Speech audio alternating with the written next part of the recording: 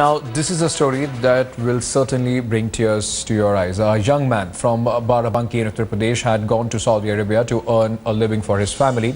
Mohammed Shami had gone to Saudi Arabia on an agreement that he will be employed in a mosque as a cleaner and would be paid 1200 riyal as compensation. However, on reaching Saudi, reality turned out to be different what he had been promised. His passport was confiscated by his employer and was subjected to immense torture. Shami was also forced to call his brother Zaki to Saudi Arabia, who was also subjected to torture. However, when his condition deteriorated, he was forcibly asked to pay up 1 lakh rupees and sent back home.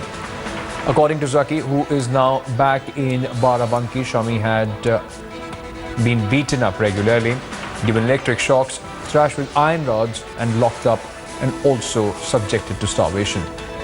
The brother also makes claims of sodomy.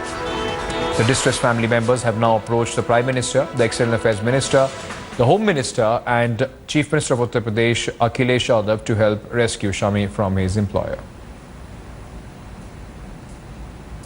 Let me now quickly go across to my colleague Anindo Banerjee, who is live on this story for more details.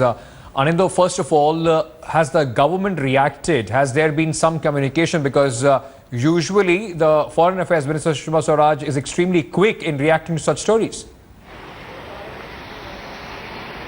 Absolutely, that is the case generally, but at this, as far as this case is concerned, we haven't heard anything from the government, though we are trying to reach to her to find out the exact version of the government. But remember, this is not only the Ministry of External Affairs. They have knocked doors off. They've also reached the highest corridors of power, including the Prime Minister, also the State Chief Minister and Home Minister, as you rightly said. And this is a classic case, Ankit, of a dream turn, sir, and going to a foreign abroad in Saudi Arabia and being tortured and being subjected to sodomy and tortured by iron rods and electric shock is something extremely shocking. But one thing people is hoping, and particularly the family is banking on, is that the recent improved ties between the two nations. Thank you so much, Anindo, for bringing us all those details. We will, of course, be coming back to you for more on this story as and when the government reacts to the pleas of the family.